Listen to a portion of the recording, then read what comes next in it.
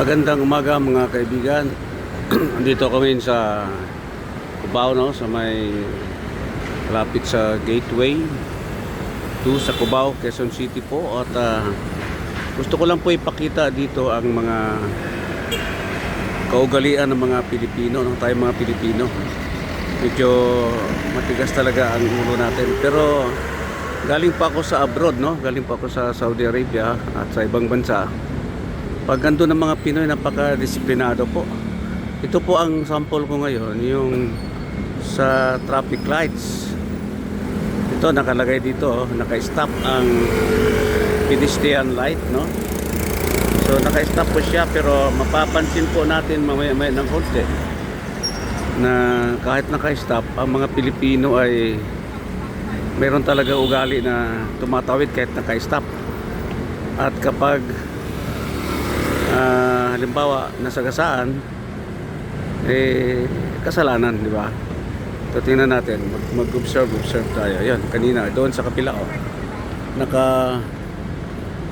naka-stop po yata doon, no? Ito. Tingnan natin yung mga ugaling Pinoy, ano?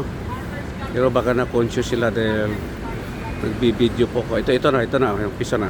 Yan, kanina naka-stop po yan, pero tumatawid po sila. So yun po, kaugaliang mga Pinoy, no? So sana po ay kaiwan ko lang kung kailan mababago ang ugaling Pinoy na matigas ang ulo. Kahit naka-stop, tumatawid ang mga tao. Okay, mga kaibigan, so nakikiusap ako sa aking kapwa Pilipino na maging disiplinado tayo, lalo na sa mga batas sa trapiko, kagaya ng kapag naka-stop, stop tayo. Isa kasi, iba kasi kahit naka-stop, tumatawid. Ito si ate, mukhang nag-a-attempt na naman si ate na tatawid. Okay, tignan natin ang ugali ni ate. Tichimpo lang yan, no? Tapos tatawid po yan kapag may chance.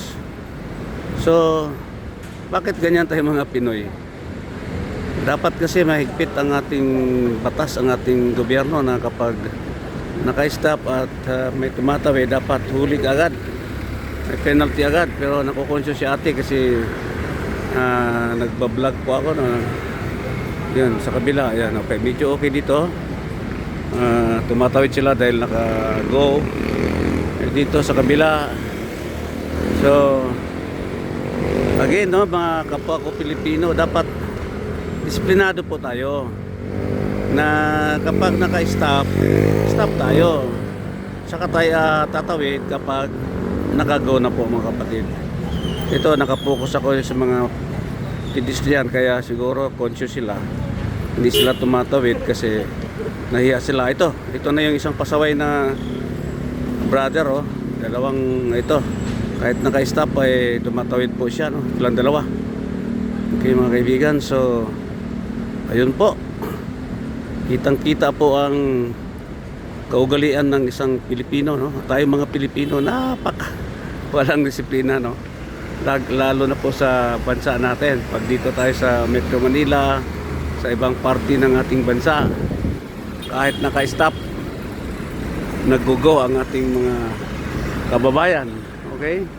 So ito isang wake-up call ulit lang sa mga kapwa natin Pilipino na dapat maging disiplinado tayo. Pag stop. Tsaka tayo tatawid kapag naka kulay green na po ang traffic light. Okay? So hanggang dito lang muna, mga kaibigan, at sana ay maliwanagan ng ating mga kapwa Pilipino na maging disiplinado pagdating sa batas trapiko. Ito si King Prince para sa Travel 369. Maraming salamat po. God bless us all. To God be the glory.